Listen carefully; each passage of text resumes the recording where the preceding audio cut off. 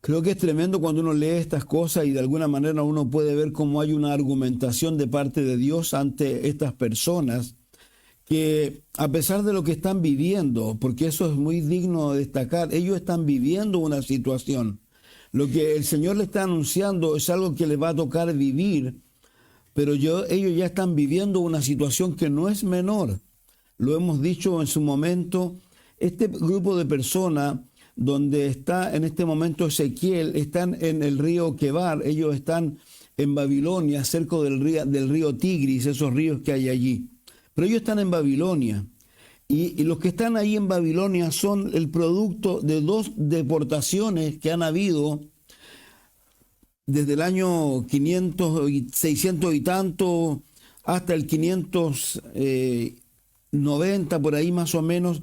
Ocurrieron 3 deportaciones, ya han ocurrido 2 deportaciones en donde Dios ha traído personas, y son estas que están escuchando este mensaje. Entre esas personas también están, como sabemos, Daniel, que en este momento él no está aquí, él está trabajando para el rey, está predicando arriba. Los que conocen el libro de Daniel saben que él está haciendo eso junto a sus amigos, a los 3 amigos. En la segunda deportación fue donde Dios se trajo a Ezequiel y a este grupo de personas, pero viene algo que no es menor, que es la tercera deportación. Si eso es lo más tremendo de todo esto. ¿Por qué? Porque estas personas no quieren escuchar a Dios ni quieren escuchar su palabra. El último pasaje que vimos la semana anterior en el capítulo 11, por favor, verso 25,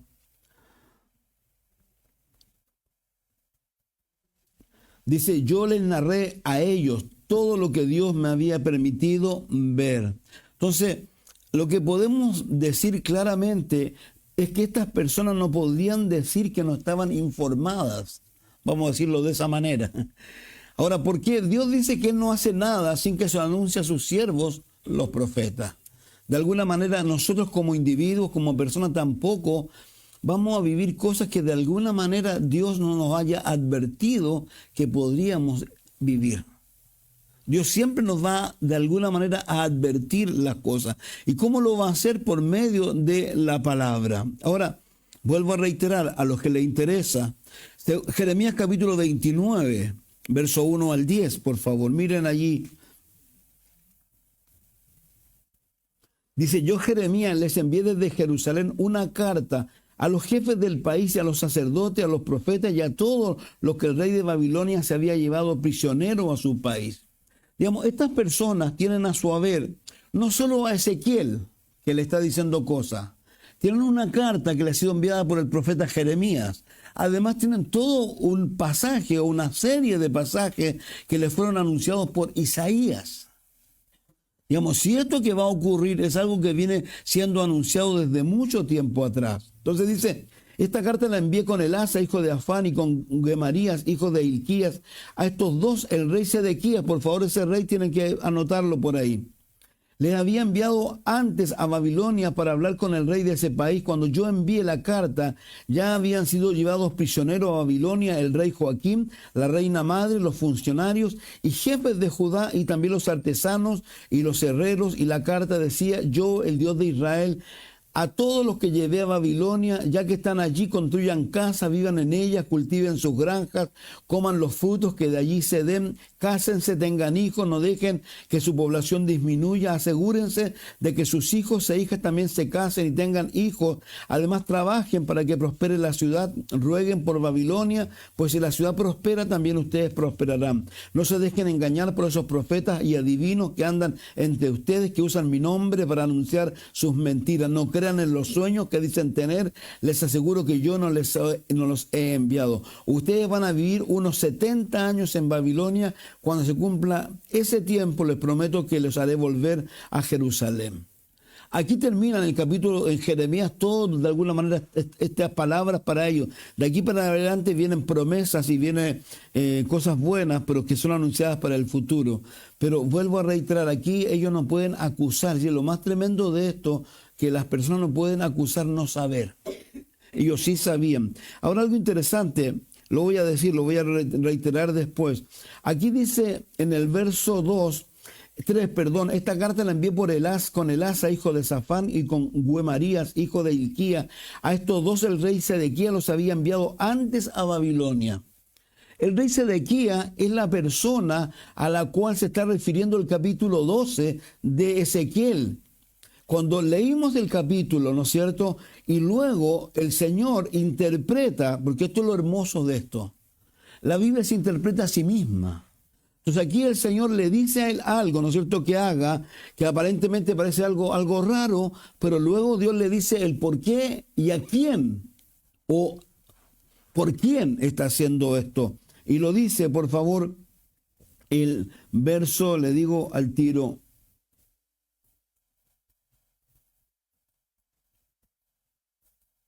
Déjenme ver.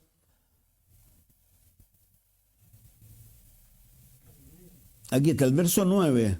Dice, dime Ezequiel, ¿qué piensan los israelitas de lo que has estado haciendo? Si te lo preguntan, dile que es un mensaje de mi parte para el rey y para la gente de Jerusalén. Entonces aquí ya sabemos de alguna manera hacia dónde va esta carta o hacia dónde van estas palabras, ¿ya? Estas palabras tienen, y por eso yo leía el Jeremías 29, porque ahí en Jeremías 29, o si fuéramos a Segunda de Crónica 24, 25, o a Segunda de Reyes, Segunda de Crónicas 36, Segunda de Crónicas 24 y 25, vamos a encontrar cuando este rey fue hecho rey y lo que él estaba haciendo como individuo. Dice que este hombre no estaba haciendo las cosas de Dios como lo hizo a lo mejor su bisabuelo, porque hay que traer a la memoria algo. Uno de los últimos reyes buenos que hubo era Josías. Y Josías eran parientes de ellos. Entonces, no es que tampoco tuvieran un mal ejemplo de sus papás, tuvieron mal ejemplo a lo mejor de su abuelo, pero no de su bisabuelo. Entonces, pero aquí, ¿qué es lo que dice el Señor? ¿Por qué hace estas cosas? Entonces, este hombre, lamentablemente, lo que va a ocurrir con él, que aquí se está dando unos indicios, la Biblia nos muestra lo que va a ocurrir con este hombre, que es algo muy grave con su persona, y no solo con su persona, con sus hijos, y no solo con sus hijos, con todo el séquito que lo acompañaba a él en todas estas cosas malas que él estaba haciendo, lamentablemente. Entonces, esto es importante. Ahora, algo muy interesante, el juicio que ya se está ejecutando. Recuerden que lo que yo les dije, que lo que Ezequiel está hablando es de la tercera deportación. Ya han habido 2 deportaciones, el juicio comenzó hace rato. Ellos son parte de ese juicio, porque ellos están en Babilonia, ellos no están en Israel. Y lo que Dios está haciendo es tratando, como siempre lo hace Dios, de que estas personas de alguna manera entren en razón. Pero estos no entran en razón. ¿Y por qué sabemos que no entran en razón? Por lo que ellos están pensando. Aquí lo tremendo es que Dios descubre el corazón de esta gente. Cuando uno va más abajo, por favor, al verso 21, dice, Dios también me dijo, ¿qué se creen o qué se han creído los israelitas que andan repitiendo este dicho, pasan y pasan los días y lo que anunció el profeta no se cumple? ¿Se acuerdan lo que yo les decía? Que lamentablemente dentro de lo que es la cultura griega y la cultura hebrea hay 2 cosas diferentes, ¿no es cierto? La cultura hebrea obviamente adora a un Dios vivo, a un Dios real. Los griegos tienen una mentalidad totalmente diferente, ellos no creen en Dios o creen en muchos dioses. Y la mentalidad de ellos, ¿cuál era? Que se había metido a esta gente. Comamos, bebamos, que mañana moriremos. Entonces, lo que yo les decía es que estas personas, lamentablemente, Dios esperaba que hubiese un cambio en ellos producto de lo que le había tocado vivir, ¿no? Hay algo interesante que dice aquí el texto, dice, déjenme leerle el texto, dice que ellos cuando vienen de ese lugar o le dice a él que lo que tomen lo menor, digamos que de alguna manera yo miraba y pensaba en algo, pensaba en las personas que están siendo repatriadas desde Estados Unidos. ¿Lo han visto cómo han llegado? Llegan hasta con ropa que no es de ellos. Llegan con, los últimos que yo vi llegaron con una malla de esas de cebolla. Y sin un peso. A pesar de que la persona podía haber tenido dinero allá, a pesar de que ella podía haber tenido las mejores pintas, no les dejaron sacar nada. A ellos les pasó lo mismo, porque Dios lo que le está diciéndoles a ellos es eso. Le está diciendo que por favor lo que hagan, pesquen lo menor, o a él le está colocando, cuando lo manda a hacer esta cosa teatral, porque lo manda a hacer una cosa teatral a él, y le dice que lo que voy a leerlo, por favor, déjenme leerlo. Aquí está, ya lo oye. Dice, por la tarde haz un hueco en la muralla, pasa por ahí con tu equipaje como para iniciar tu viaje al país donde quedarás prisionero. Y por la noche échate al hombro para que lleves en la mano y ponte en marcha, tápate la cara. Y más arriba dice lo que Dios le dice, que pesque lo menos de equipaje posible. ¿Saben? Esto de ser deportado no es algo menor. Yo lo digo por experiencia propia. Nosotros tenemos que viajar a Estados Unidos en noviembre, yo no pienso ir, olvídense que voy a ir. Porque yo viví algo aquí al lado, yo fui a Perú, a Lima. Lamentablemente fui con pasaporte activo, le quedaban 5 meses todavía, y no con mi carnet de identidad. Con el carnet podía haber entrado inmediato, pero yo dije, voy con pasaporte mejor. Y me devuelven, me paran ahí, me dicen, no puede entrar, ¿por qué? Porque su pasaporte necesita 6 meses como mínimo. Uno piensa... Así piensa uno, que lo van a tomar, te van a dejar en una esquina y te van a decir te vayas en el próximo avión. Olvídate, te dejan ahí, tú estás ahí rato y rato no sabes qué va a pasar contigo. Viene alguien de la aerolínea, te toma, te llevan, te dejan en otro lugar. En el avión tú vienes como un deportado. La gente que sabe que hay un deportado no sabe por qué tú vienes deportado. Si por ladrón, no tenés la menor idea. Y uno en su mente piensa que te vas a bajar del avión porque el pasaporte me lo retuvieron. El auxiliar, cuando me baje, me tome su pasaporte, vayas a su casa. Olvídense, me esperaban los ratis. Me esperaban investigaciones. Y me llevaron al cuartel de investigaciones. Sentado y ahí me pregunta el detective la razón y él se ríe. Me dice que la estupidez más grande. Pero todo ese mal rato tuve que pasar. Ahora, yo cometí el error de no haber llevado el carnet de identidad. Pero en esencia lo que le estoy diciendo es una cosa, piensen lo que significa venirse a los Estados Unidos. Piensen en las personas que las ponen, lo han visto cómo los colocan o no. Esto es lo mismo. Entonces lo triste, vuelvo a reiterar, es que estas personas no han entendido el mensaje. No han sido capaces de alguna manera de reaccionar de una manera positiva ante el amor de Dios. Si esto es puro amor.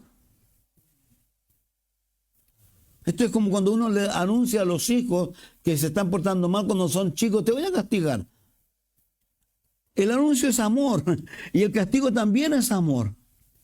Pero a veces, ¿no es cierto?, la gente, ¿qué es lo que piensa? Y esto es interesante para que usted vea la lógica. Los papás, cuando no lo hacen, ¿qué hace el niño? Entonces aquí, como estas personas, no sé qué miércoles se les metió en la cabeza al pensar esto, voy a leer de nuevo. Si eso es lo que Dios le duele en el corazón, porque la palabra de Dios la están tomando para la chacota en realidad. Le dice, voy a leer nuevamente, Dios también me dijo, ¿qué se han creído los israelitas? Andan repitiendo este refrán, pasan los días, lo que anunció el profeta no se cumple. ¿Se acuerdan lo que decía el otro profeta menor o no?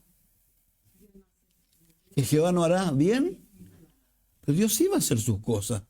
Solo que Dios se va a hacer su tiempo. Ahora, lo lamentable es que cuando a veces Dios tiene que hacerlo, no hay remedio. Y aquí hay algo que es bien interesante con respecto a esto. ¿Por qué? Porque aquí lo que estábamos mirando, y yo les mencionaba acerca del rey Sedequías. Porque el rey Sedequías, yo se lo voy a contar, lo vamos a leer, sí. El rey Sedequías, según lo que nos dice Ezequiel, ahora, y esto es tremendo porque esto no ha pasado. Pero Dios sabe lo que va a hacer, po. Dios conoce lo que tú vas a hacer mañana, pasado mañana, y lamentablemente Él hoy día quiere que tú no hagas eso mañana ni pasado mañana, porque eso va a dar un resultado. Lo que tú siembres vas a cosechar. Y este rey pensó que podía librarse de la mano de Dios.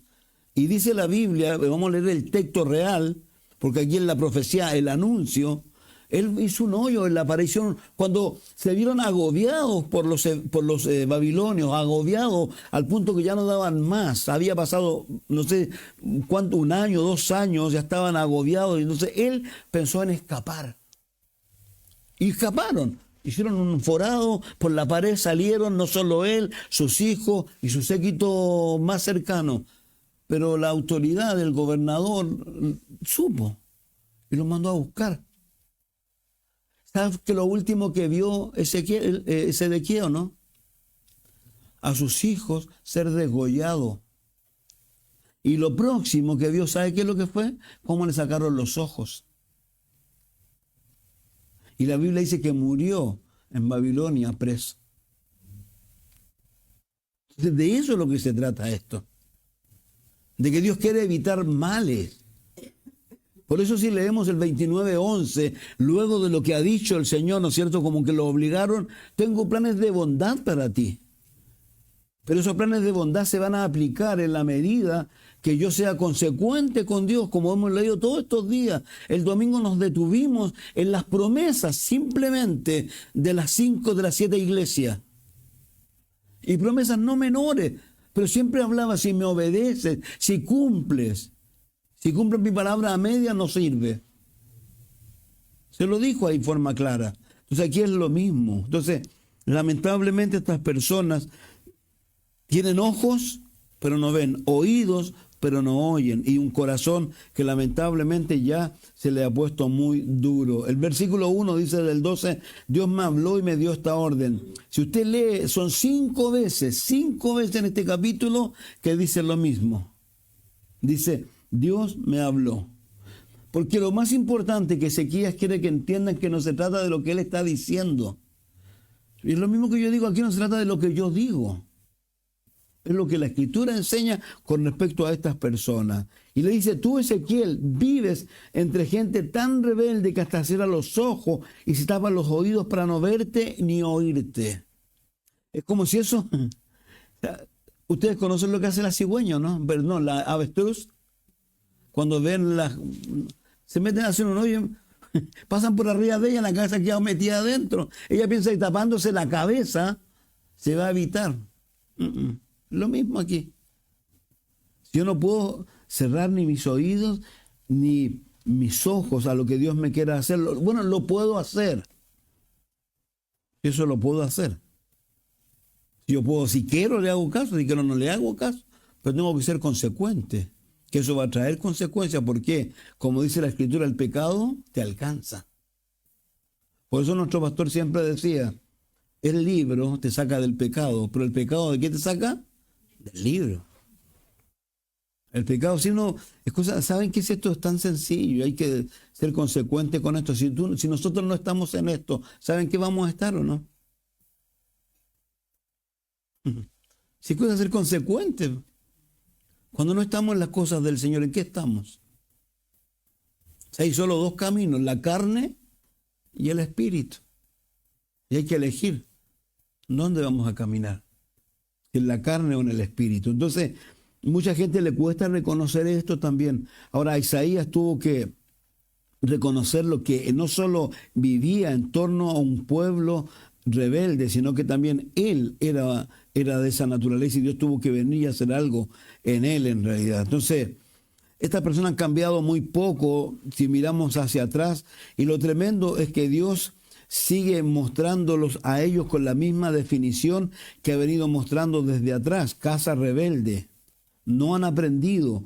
Jeremías lo dice, Isaías lo dice. Isaías da una descripción horrorosa del capítulo 1, ¿se acuerdan? Que están podridos desde aquí hasta el dedo gordo.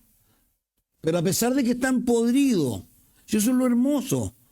A pesar de que están podridos, Dios, ¿qué es lo que le dice? Vengan y estemos a cuenta. Si tus pecados son como la grana, pueden ser blanca lana.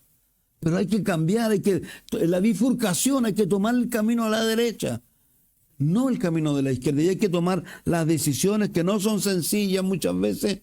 ¿Saben? Cuando uno piensa en estas cosas de decisiones, los que conocen la Escritura sabrán, este mismo pueblo, un poquito más adelante, miren, para que ustedes vean cómo son estos infelices.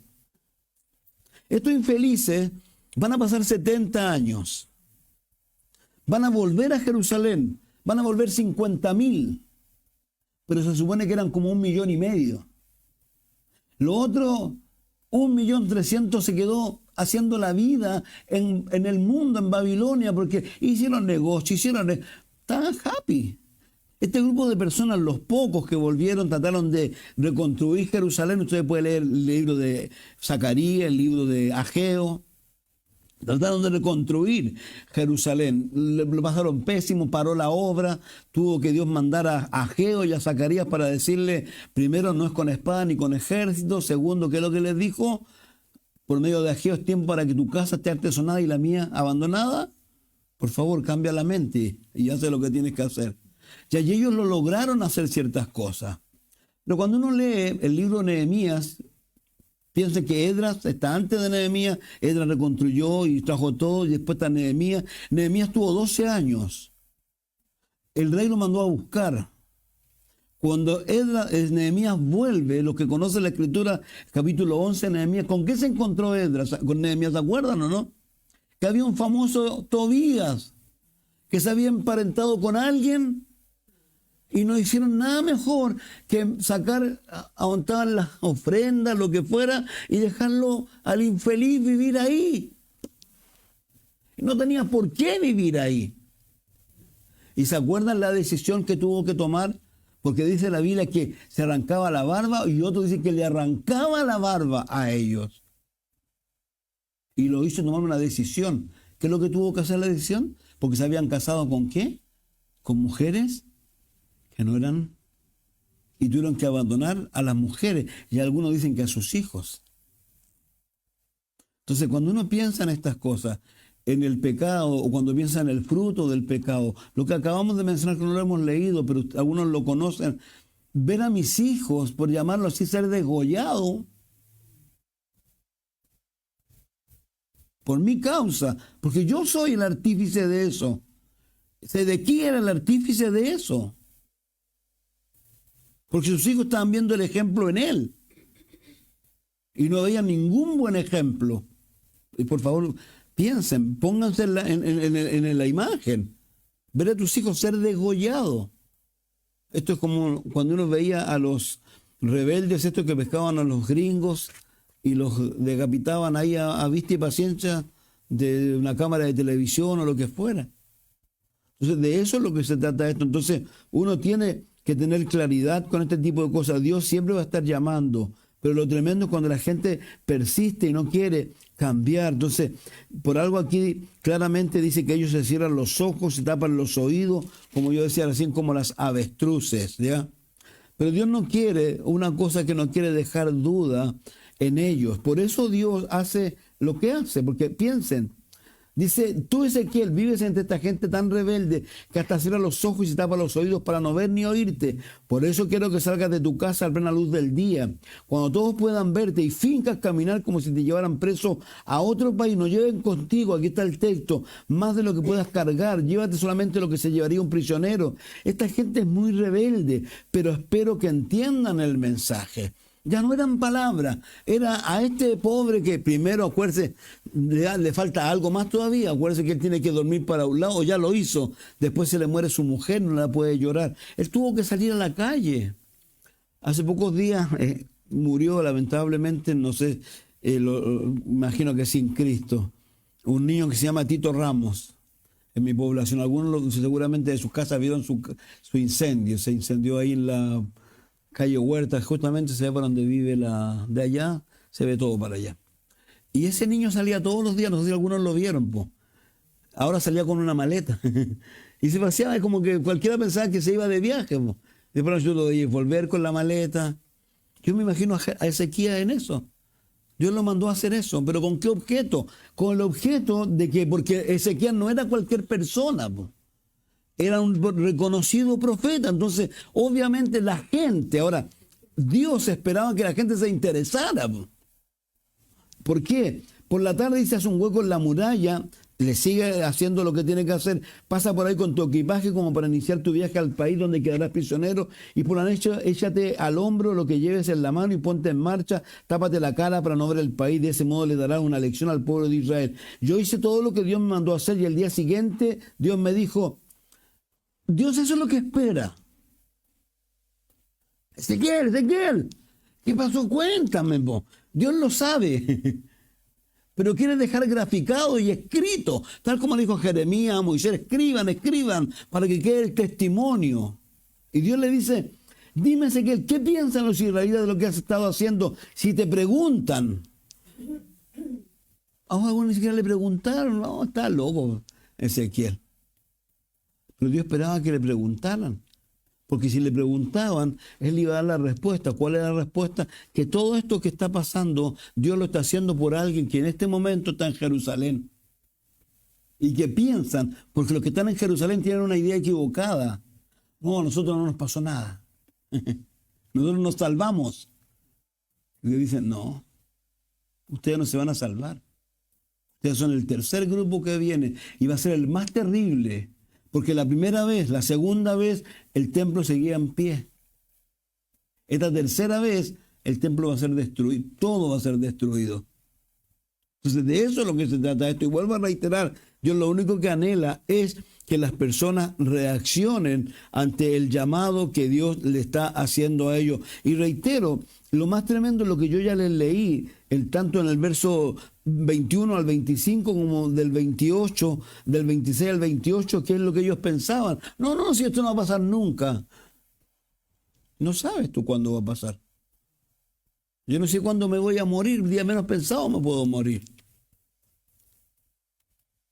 O el día menos pensado viene Jesús. Si lo que uno tiene que pensar es como lo que aquí mismo lo dice, y de alguna manera son las palabras de Jesús cuando habla del siervo infiel. Si el siervo infiel es un siervo, pero es infiel. ¿Por qué está pensando? No, si esto va tarde en venir. No. Ahora, lo que ellos van a vivir, ahí se sabe lo que van a vivir. Pero el problema que ellos tienen ahora es un engaño. ¿Cuál es el engaño? Que hay otras personas diciéndole que lo que le ha dicho Jeremías o que lo que le ha dicho Ezequías es mentira, que no son 70 años. ¿Cuántos son? Un par de años. Esto pasa luego. Esa es la mentira que ellos están creyendo. Y esto es lo como dice, voy a reiterar, como dice el apóstol Pablo, nadie te engañe con palabras vanas.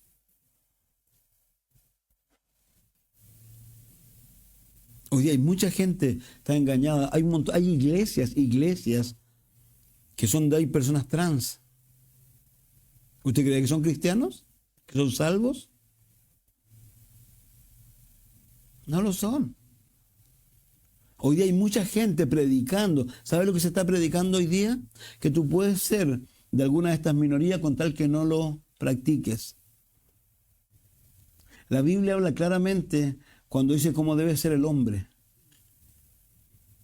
¿Y han leído por ahí el texto que dice, cuando habla de eso justamente, que no hay que ser, el hombre no tiene que ser femenino? En el Nuevo Testamento. Entonces, vivimos tiempos en donde lamentablemente la gente tiene mentiras, le han dicho mentiras y de alguna manera han creído estas cosas. Entonces, y otra cosa interesante también aquí, cuando Dios le dice, por favor, ni siquiera le dice, ¿qué piensan los israelitas de lo que has estado haciendo? Si te preguntan, dile que es un mensaje de mi parte para el rey y para la gente de Jerusalén. Su Biblia no dice rey. ¿Qué es lo que dice? Léalo. Yo sé lo que dice. Léalo, usted también puede. Su teléfono. Dice príncipe. ¿Sí o no? Dice príncipe o no. Porque ni siquiera Dios reconoce en este hombre que era el rey, que el lugar que él estaba colocando no le corresponde a él. Dice que es un príncipe. Pero lo interesante es que dice él. Quiero leerle, porque creo que leerlo es... Jeremías, por favor, 36.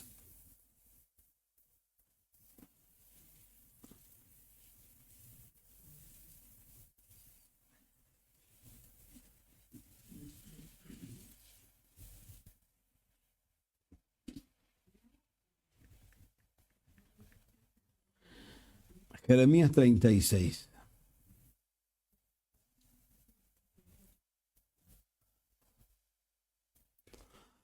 Dice, cuando Joacín, hijo de Josías, tenía 4 años de reinar en Judá, Dios me habló, me dijo, Jeremías, ve y consigue unos pedazos de cuero, quiero que escribas en ellos todo lo que te he dicho acerca de Israel, de Judá y de las otras naciones. Escribe todo lo que ha sucedido desde la época de Josías hasta hoy. Tal vez los de Judá cambien su mala conducta cuando se enteren de los terribles castigos que pienso darle. Por favor, lean esto, piensen en lo que está diciendo aquí Jeremías. Lo que yo estoy diciendo, que estas personas no podían ignorar lo que Dios iba a hacer. Ellos sabían. Dice, tal vez los de Judá cambien su mala conducta cuando se enteren de los terribles castigos que pienso darle. Si lo hacen, yo los perdonaré, les perdonaré sus horribles pecados.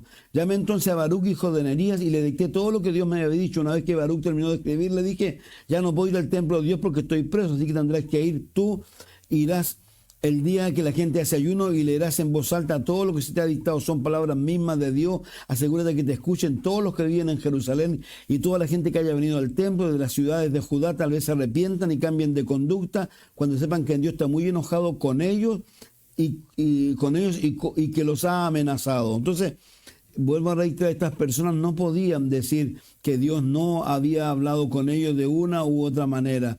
Y fue tanto que Dios deja con claridad lo que va a suceder con el rey que yo acabo de mencionar y que uno puede leer en las escrituras lo que él hace, que Ezequiel lo está anunciando antes de que ocurra.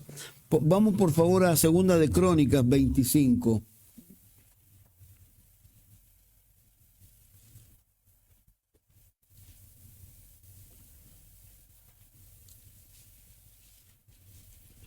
Fíjense que aquí hay algo bien interesante. ¿Qué es lo que es? Que estas personas toman la palabra que le ha dado este hombre y la rompen y tiene que volver a escribirla Jeremías. Porque creen que anulándola, rompiéndola, no se iba a hacer lo que Dios le estaba diciendo, sí se iba a hacer. 2 de Crónicas, por favor, 25.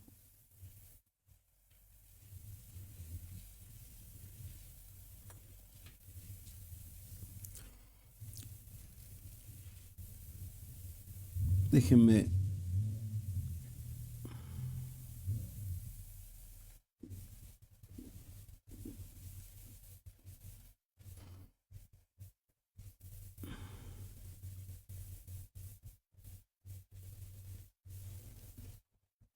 Me equivoqué de texto.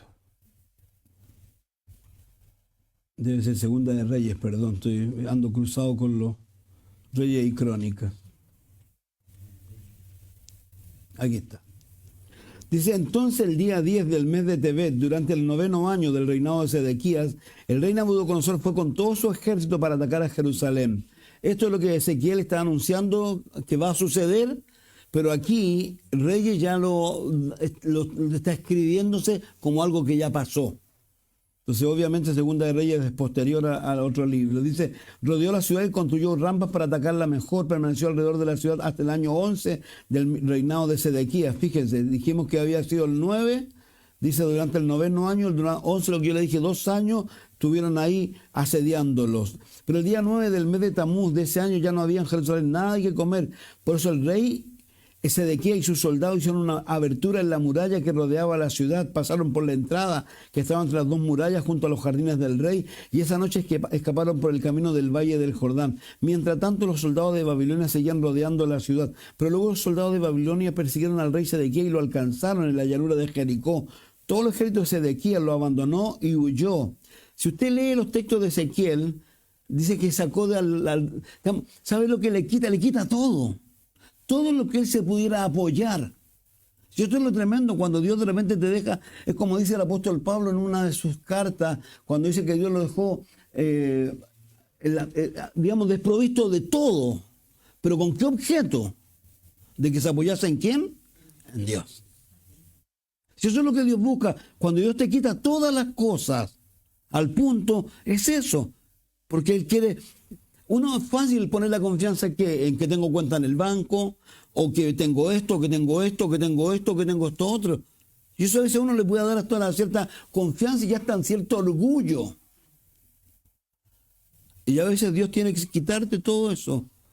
¿Para qué? Para realmente, como dice el libro de Santiago y de Pedro, para ver cuán profunda es tu fe.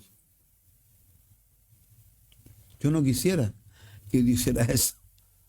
Creo que uno tiene que tener cuidado con esas cosas. Entonces, este hombre, Dios le quita todo. Dice, de aquí lo abandonó. Pero Todo el ejército de Sedequías lo abandonó y huyó. Los babilonios atraparon a Sedequías y lo llevaron a Riblante, el rey de Babilonia. Como castigo, el rey hizo que mataran a los hijos de Sedequías en su presencia. Luego ordenó que le sacaran los ojos y lo sujetaran con cadenas para llevarlo a Babilonia. ¡Qué tremendo final! ¿Y por qué razón? Simplemente porque no quiso escuchar a Dios, no quiso hacer lo que Dios le estaba diciendo. Y entendamos una cosa, por favor, y quiero ser majadero con esto: los planes de Dios son lo mejor para nosotros. Son lo mejor. Si el error más grande es pensar que yo sé más que Dios y que puedo elegir yo mejor que Dios, les aseguro que muchos lamentan decisiones. ¿Por qué? Porque lamentablemente cuando lo pensaron que eran más inteligentes que Dios. Porque Dios le había dicho: no te cases con fulano, con sutano, con mengano, hombre o mujer. Y se hizo. Y los resultados están a la vista. Y pudiendo haber habido otra vida, a lo mejor no la sabemos. Si eso es lo tremendo, que no sabemos. Pero entonces eso es lo que sucede. En Jeremías 52.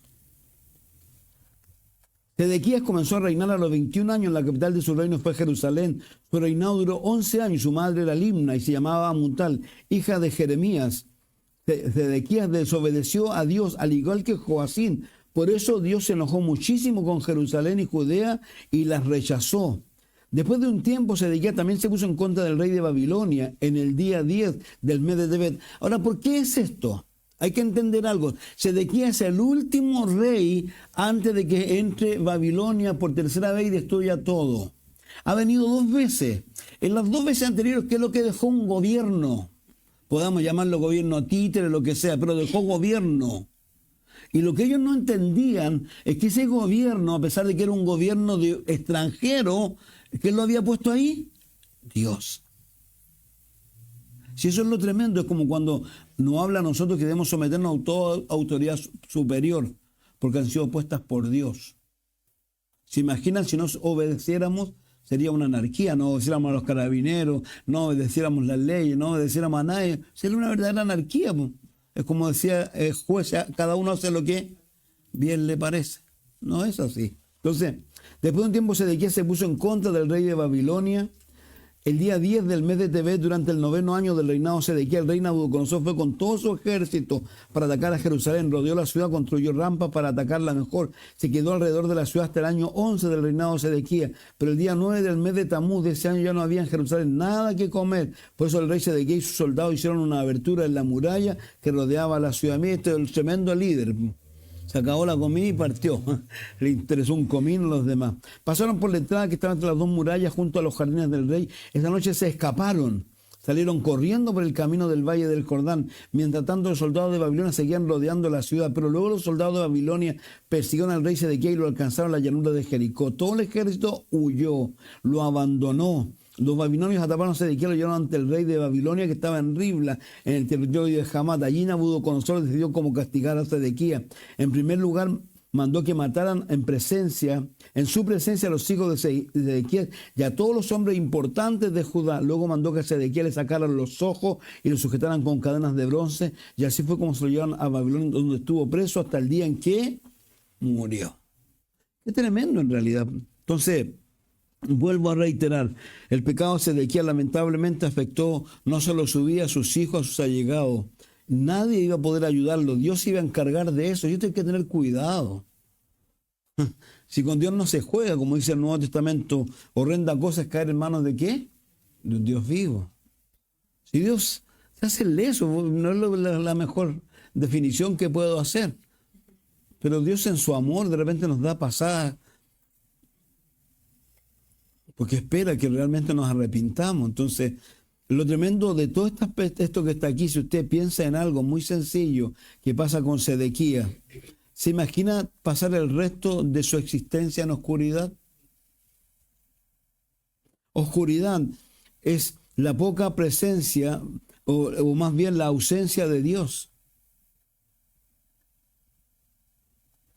Yo creo que no hay nada más tremendo que eso. Ahora, recuerden que las personas que lamentablemente tengan que pasar lo que tengan que pasar, si llegan al momento donde tienen que llegar y no van con el Señor, dice el Señor que van a un lugar tremendo. Ahora, pero reitero, es una pena lo que pasa con este hombre, pero hay algo que a ti no te le tiene que olvidar y tiene que estar en tu corazón.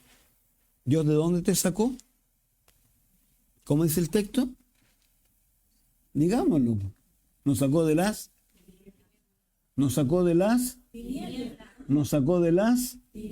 para llevarnos, no, a su luz admirable. ¿Para qué? Para que anunciéis las virtudes. Primero, ¿cómo yo puedo anunciar las virtudes de alguien que no conozco? Por eso es tan importante cuando Jesús dice, si no naces de nuevo, no puedes ver el reino de los cielos. Eso es una pena. Hay mucha gente que pueden oír el mensaje, pero no les cambia, no les llega. ¿Cómo dirían, no sé, el Chavo? Alguien diría alguna cosa rara. Y yo reitero, cuando... ¿Qué es lo que dice?